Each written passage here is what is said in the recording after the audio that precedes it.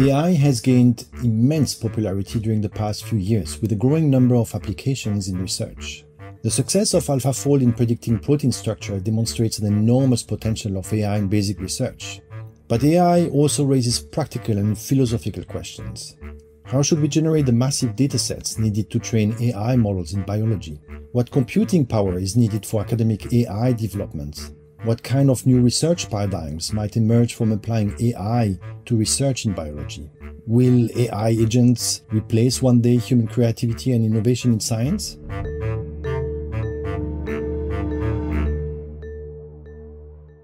Against this background, the Austrian Academy of Sciences announced in September that they would fund a new institute in Vienna, supported by the Boehringer Ingelheim Foundation.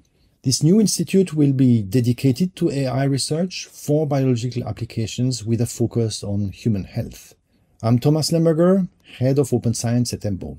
Today, I'm talking to Michael Bronstein, DeepMind Professor of Artificial Intelligence at the University of Oxford, and Anita Ender, Administrative Director at the Center for Molecular Medicine of the Austrian Academy of Sciences. We will discuss the mission of the new research institute. Michael will serve as its scientific director, and Anita will serve as its administrative director.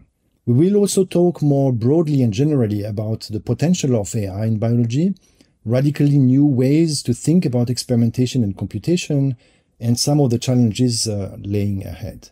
With that, welcome to the EMBO Press podcast, and let's go.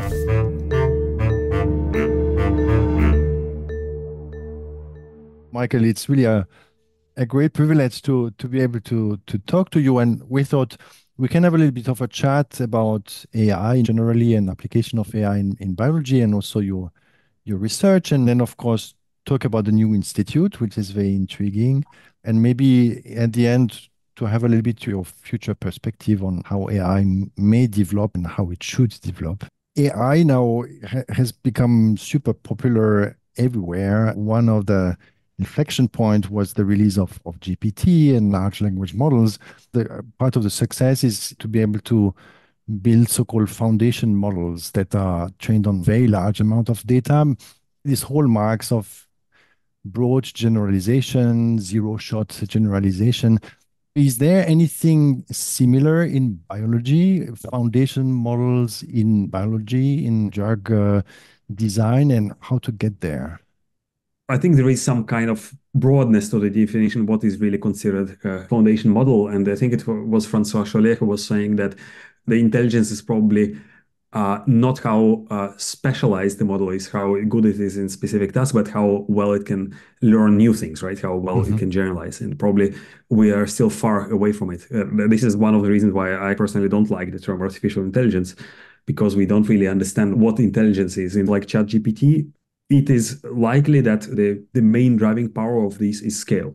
So being able to create big models that can be trained on huge amounts of data was the key for their success. We don't have yet anything of comparable scale in biology. Data in biology is still very expensive to obtain because usually it's experimental data. You can also maybe overcome the lack of data with simulations. So it's an interesting question how you combine simulated data with experimental data. It might be that we don't need necessarily this scale in biology. I think it depends really on the application. Also, the range of problems is significantly bigger because you can argue that, well, all language tasks are the same. So it doesn't matter if it's French or English or German languages somehow share the same or similar semantic structure. This is definitely not the case for biological problems. There are some claims about foundation models for example, some problems in chemistry. I would take it maybe a little bit with a grain of salt. I think we are probably maybe a few years away from it. And do you think there is a strategy now to scale up the production of data to be actually immediately usable by AI models, to bring it really to the scale necessary to reach this sort of foundation zone of models? Especially companies, they try to do it. And you can say that in many cases, it has been successful. One example is Recursion. So I'm biased because I'm on the advisory board, but basically they scaled up cell painting technologies, and now they're moving to traditional microscopy imaging. Basically, they can image hundreds of millions of cells and see what happens to the cells when you perturb them either chemically or genetically. I think I would like to take a step back and look at the next generation of data sources where we know that the consumer of the data is not a human, but a machine. I think that's an important distinction in a somewhat controversial blog post that I co-authored with my colleague Luca Neff. We called it black box data. And what I mean by this is that it's data that might not necessarily be understandable by a human, but would make sense only in conjunction with appropriate machine learning algorithm. AlphaFold, for example, was trained on PDB. So this is a data set that exists from the mid 70s, and it was collected by biologists for biologists. You can spend an entire PhD of solving a structure of some important protein, then you deposit it and you move on, and gradually it has grown, but it's still data that is very expensive. It takes a lot of time to acquire. If we limit ourselves from this constraint, we say that now the data is not necessarily need to be viewed by human scientists. Suddenly we can come up with completely new experimental data sources. We can maybe repurpose existing technologies that have never been considered suitable for a particular problem. Another company I'm involved in called Vant AI. So we're using structural proteomics. This is up to 6 orders of magnitude cheaper than cryo-EM. It doesn't give you the full structure, so it gives you roughly the interaction, the contact points between molecules. But this is good enough with appropriate generative models. We use it to design molecular glues. And this is something that has become possible only very recently, when we have the right scale and also the right algorithms, like diffusion models or flow matching algorithms that allow you to generate reliably these molecules. It opens completely new chapter, in my view, in this conjunction of experimental technology and machine learning technology. You are one of the pioneers, I think, in the field of geometric machine learning and have worked a lot with this family of AI models, graph neural networks. I would be really interested if you could explain to us a little bit why are these models so powerful and maybe what are their application in biology and drug discovery. Geometric deep learning, if you think of its roots, it's based on a very old and very foundational principle in science, which is symmetry and invariance. And you can argue that more or less anything that we do in science somehow is related to symmetry. I think that was Philip Anderson's quote that it would be slightly exaggerating the case to say that physics is the study of symmetry. So as we know, more or less everything from the structure of the space-time to the fundamental interactions between particles and the particles themselves, they all have corresponding invariances and symmetries. So what we try to do in my research or in the broader topic of geometric deep learning is to try to use similar principles to study neural network architectures and design new architectures. Historically, some of the architectures that have become a decade ago very successful in computer vision and image analysis, like convolutional neural networks, did already have these inductive biases. These principles are well known, but I think it's fair to say that only recently they have become more prominent and basically a conscious design rather than just a happy coincidence. In the biological field or in biochemistry, these equivariant architectures have become prominent roughly maybe 5 to 7 years ago. Basically, you can think of your objects, which you can represent as graphs or as other objects, that they have symmetry that comes from physical constraints. Roughly speaking, if you represent the molecule as a graph, then you don't care about the way that you order the atoms in the molecule. This is called permutation symmetry. And you also don't care about how the molecule is positioned in space. So if I rotate or translate the molecule, its properties remain unchanged. The most prominent example of this architecture is obviously AlphaFold 2. That was an important block in AlphaFold 2 that contributed to its success. And these architectures are now widely used in drug design. So I think more or less every respectable tech company or pharma company is using these methods in some way. Do you think that even a synthetic biology approach could be useful to try to explore the space, for example, of protein design by synthesizing potential candidate proteins, measuring the biochemistry or the biochemical characteristic to train a model and have these sort of cycles of training and design experiments? I would say we should use all the data that is possible. And another avenue is simulation, right? As I think, like you mentioned in the beginning, using simulated data and potentially replacing expensive simulations like molecular dynamics with generative models. This is another interesting avenue that we would like to explore in the new institute, is also challenging the very way that computational science has been done. If you look at areas from weather forecasting, from climate modeling to molecular dynamics, It all boils down to the very low level, low scale laws that we know and understand. And the result that it might be that at higher level of abstraction, these laws are do not scale well. It might be possible to bypass it altogether with appropriate machine learning methods. There are a few attempts. It would be very interesting because it will probably be for the first time that we'll forego um, mathematically principled or physically principled models for something where you allow for certain mistakes, because we know that machine learning models can make mistakes, but overall they make sense. Tell us a little bit more about the plans for the new institute. What will it be? What is the key idea? Maybe Anita can tell about the institute and the name and how we got to the name and what it will be. It will be a cool and new and magical place in center of Europe. That's something that doesn't happen every day. What we also do not have every day is that we really have a planning security and a budget, which is really astonishing compared to other research organizations. So it will be 150 millions coming from the Boehringer Ingelheim Foundation. And we have the backing of the Austrian Academy of Sciences and the city of Vienna, who will cover also the costs for the buildings. I think this is something very important to say that the next 12 years, we will have a lot of opportunities and conditions to be successful. Now I give it back to Michael, because you will be the person who bring in the scientists and the ideas. What will be the primary research focus of the new institute? If I want to capture it in one sentence, we would like to transform the way biological sciences are done with the help of AI. And we want to drive the biological revolution in the next decade with the final goal of improving human health. We want the outcomes of our research to have tangible impact on diagnosing diseases, curing diseases, developing new drugs, understanding better how things work and how they break in our bodies. We want to collocate both biologists and computer scientists in the same place to make it a cool place where magic happens. So we learn from each other and we basically work on the next generation of machine learning and experimental technologies together. Because as I mentioned before, in my view, this is a necessary condition for the next breakthrough.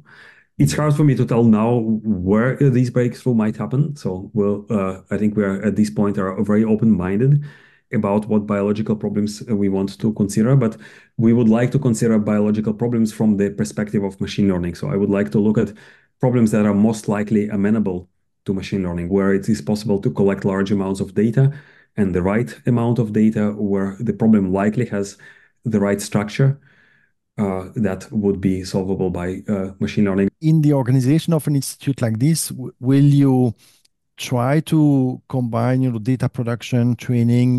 Do you have some ideas how to structure the institute such that it is tailored to AI and machine learning? Absolutely. So we would like to produce our data, and of course, everything will be released in the public domain. So we would like to contribute to the community by publishing code, publishing models, publishing data. We would like to create a robotic lab, so we would be able to test machine learning algorithms in the loop to make machine learning better. We would like to improve heavy simulations with the help of machine learning and use simulated data to train machine learning.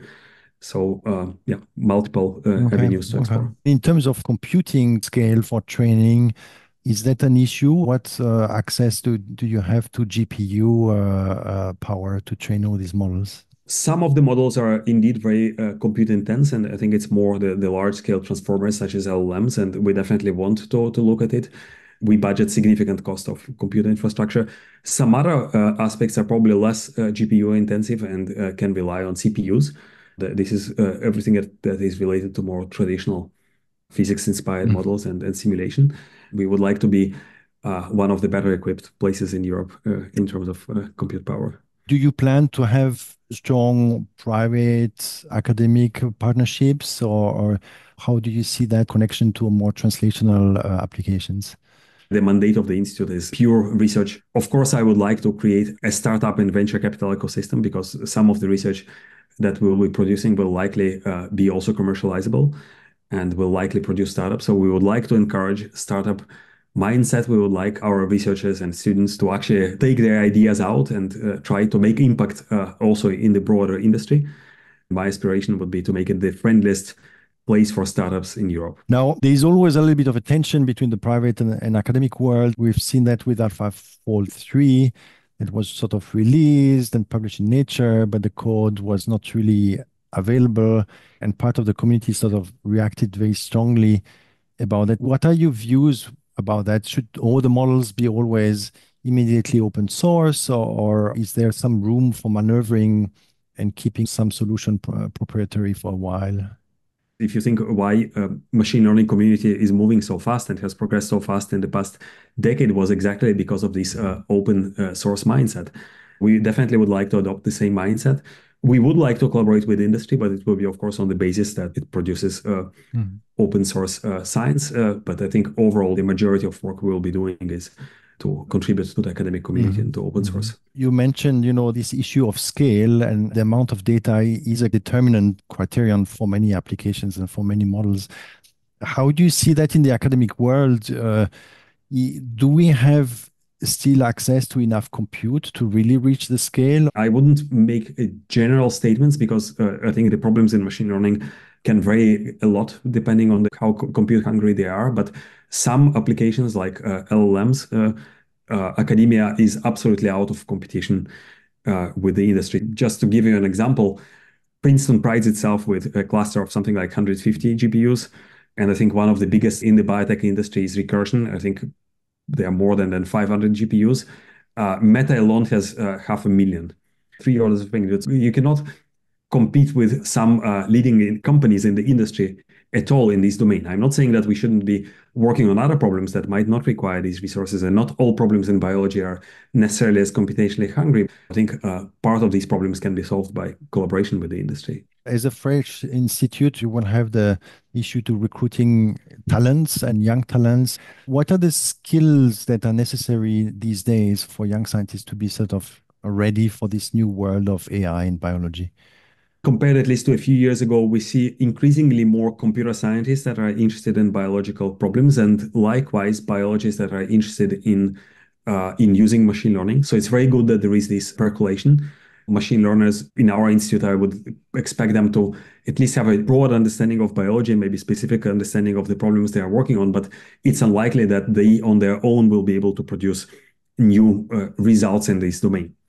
And same way, maybe a biologist would be knowledgeable about how machine learning works and would be able to use it, but it's important to put them together in the same building, in the same kitchen, so they live the same problems, they dream the same dreams, and work together. So but I think that's really an important point as well, so that it's also a challenge for the institute to be the best place to work for. So it's not only that we wait for the best persons to come, but we have to offer them something. And this changed, I think, in the last years a lot.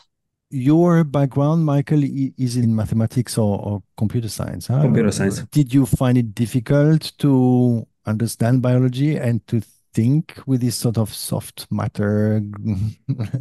I wouldn't topic? even claim that I understand biology, and I didn't find it difficult. I found it exciting. My first collaboration on structural biology was with Bruno Correa. It was similar problems, so a lot of geometry, and I find actually that it's not a bad idea in general when a newbie comes to your field and starts asking silly questions. In many cases, the answer is trivial, and you say you can explain why you're doing certain things. But in other cases, you actually start thinking, why are we doing it this way and not another way? And you cannot explain it to yourself. And then you challenge it, and you come to the conclusion that you can do it better or completely differently. It happened to me a couple of times, and I think it was rewarding. This is the kind of interactions I would like to have between biologists and computer scientists. We're all super excited here about AI, and it's true that it's a profound change, even how to think about biology and how to think about new experiments. Now, it's also raising some concerns about AI, about the power of the methods, its reliability, potential misuse, and the growing autonomy of some models. What should the research community do to develop AI in a responsible way that keeps the trust of decision makers and the public in general? Of course, there are many concerns, and probably concerns come from applications where AI replaces humans or AI makes decisions that in this way or another impact human life. It can be from anything from the news that we consume, from the recommendation algorithms on our social media, from decisions that are made by governments or by the judicial system or by financial institutions. I think regulation probably is inevitable, and I think it's coming. I'm also concerned about over-regulating the field, so you don't choke it in the very nascence. But in biological fields, it is possible that we are going towards a new way of doing science. Probably for the first time, hypothesis generation that has been really the hallmark of human ingenuity and human creativity might be augmented and potentially replaced by a computer. And it's not clear even how science will look like from philosophical perspective. Some people say that it's post-theory science when we have some theory that you cannot write as an equation that we understand. It's some black box with many parameters that somehow are tuned to the data, but it produces falsifiable predictions. You can test them experimentally and see whether this theory works, right? AlphaFold is a good example. Concerns about biosafety are also important.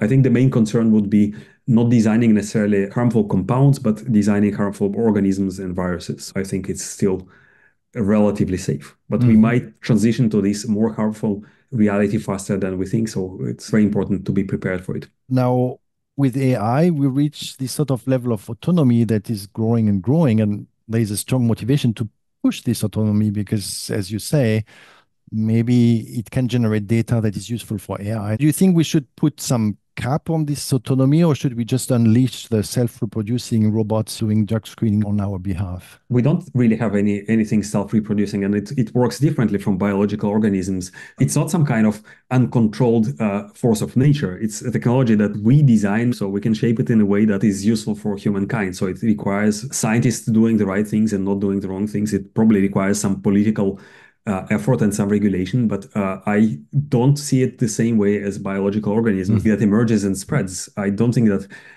this necessarily should happen to AI. This is definitely within our control because it's artificial technology. We design it. Multi-agent systems are getting very powerful in executing a software that they write. Maybe there is a future where this level of autonomy and self-replication or extreme autonomy could be reachable. It could be also very interesting to have those models self-replicate and improve themselves to solve problems that are not solvable. Do you think we should push for that, or there is a moment where we should say, maybe that's too much? I think in terms of research, it's obviously very interesting, and even though I don't see it necessarily very imminent, it's an ingrateful job to make predictions in the field of AI. Usually they are contradicted in very quickly. It doesn't really have agency of its own. So it has to somehow act on the physical world, and this is where we can control and prevent such dystopian scenarios. So this probably requires some regulation. I wouldn't necessarily regulate research. I would regulate applications and deployment. And I think I can also confirm from a research institution point of view that there will be a lot of regulations in such an institute because we're also applying for grants. We have EU projects, Austrian science funds. There's always a peer review process in going over the project. So I think the community itself also can regulate what is allowed and what shall be done and what needs to be transparent and reported. We have some regulations on research integrity, I would say, which are very strong. I should probably, again, emphasize, so we don't want to fall into any of the extremes. One, the AI doom, that it will kill us and cause some extinction event. On the other hand, let's do research without any boundaries and create the new atomic bomb that will be harmful. Probably the truth is somewhere in the middle. It should be ethical, carefully done research that we will try to forecast and foresee the potential misuse and try to prevent it. But we don't want to stifle it at the very root. I noticed that you were also studying the modeling of temporal sequences and causality. Do you think that we could envision some forms of generative models as simulators of biological processes that sort of understand or model cause and effects? Personally, I don't have much experience with causal inference. Some of my colleagues have been working on this. So I think it is important if you want to try to create models that somehow capture, maybe in an abstract way, biological processes, for example, how a cell works and how things go wrong in a cell when the cell is diseased and how to potentially cure it. It's not necessarily the only way of doing it. I think now the challenges are mostly on the computational level, that some of the algorithms for causal inference do not scale well. The brute force approaches somehow seem to be winning. What might be the next critical sort of technological or theoretical advance in AI that will bring it to the next level? So I would say big achievement would be accelerating or replacing traditional numerical simulations with generative models. These potentially can be applied across the board. So I think it's still an open question, but the notoriously heavy simulations like molecular dynamics or maybe fluid dynamics, what is used for weather, for example, if these can be replaced by generative models, the impact can be tremendous. You have worked on so many different topics and you're a serial entrepreneur. You mentioned a couple of companies you're involved in. Now you will be the head of this new institute. You were the head of graph learning at Twitter. You even published a paper on social communication between whales in the ocean. How do you keep up all of this? Well, I have good students and good collaborators. So I really been lucky to work with the best people in their respective domains. I intend to keep it in this way and actually bring these people to me under the same roof. Biology is a very broad field with a lot of exciting problems, and the field of AI and machine learning is also moving very fast. So I think what we are working on now didn't exist a few years ago. I think it's fair to say that what we are seeing now, 5 or 10 years ago, even to experts would seem science fiction. Thanks so much for taking your time.